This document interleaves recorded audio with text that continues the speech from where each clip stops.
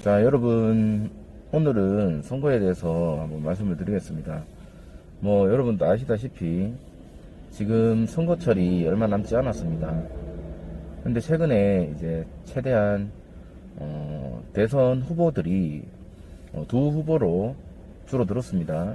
지금 이재명 후보랑 윤석열 후보가 최종적으로 맞붙게 되었는데, 문제는 뭐냐면 우리가 음식점에서 짜장을 먹을지 짬뽕을 먹을지에 대해서 고민을 하는 것처럼 두 후보가 사실은 누굴 찍어야 될지 좀 막막하다라는 생각이 좀 듭니다.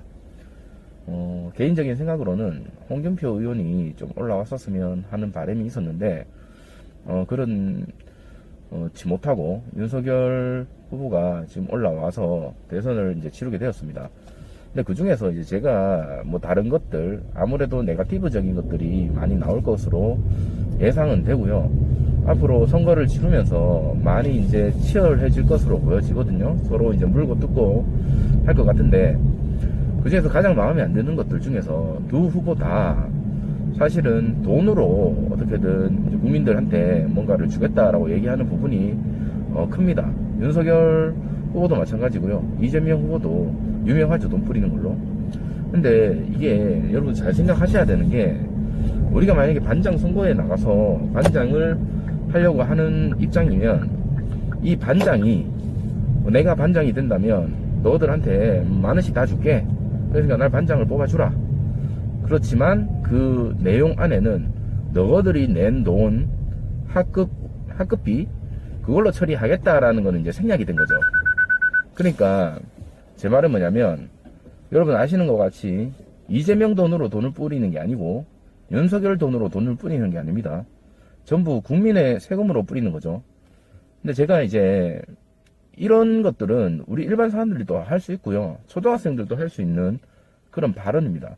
그런데 한 나라의 대통령이 될 사람들이 기껏 얘기하는 것들이 사실 돈을 주겠다, 돈 뿌리겠다 이런 얘기들밖에 없어요. 세금을 걷어서 그걸 가지고 어떻게든 효과를 극대화할지에 대해서 고민을 하라고 그 자리에 있는 거고, 그래서 우리보다 조금 더 똑똑한 사람이 그 자리에 앉아서 효율적으로 운영을 하라라고 세금을 거두는 건데, 여러분 아시는 것 같이 돈을 받고 돈을 뿌리고 이런 작업들은 사실 말 한마디면 되거든요.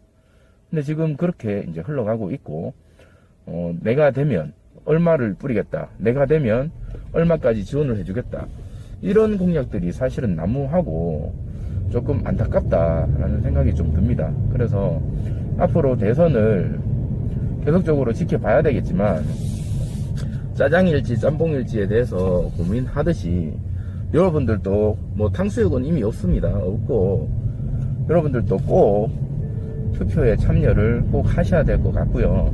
싫든 좋든 무효, 쉽게 얘기해서 기권을 하더라도 투표를 해서 참여율을 높이는 게 국회의원들이나 정치인들이 조금 더 국민들의 눈치를 볼 수 있는 그런 효과가 있기 때문에 투표 얼마 안 남았습니다. 투표를 꼭 하셔야 될 것 같고, 베네수엘라라든지 최근에 브라질을 보니까, 여러분 브라질 뉴스 보셨어요? 브라질 하면 뭐가 떠오르십니까?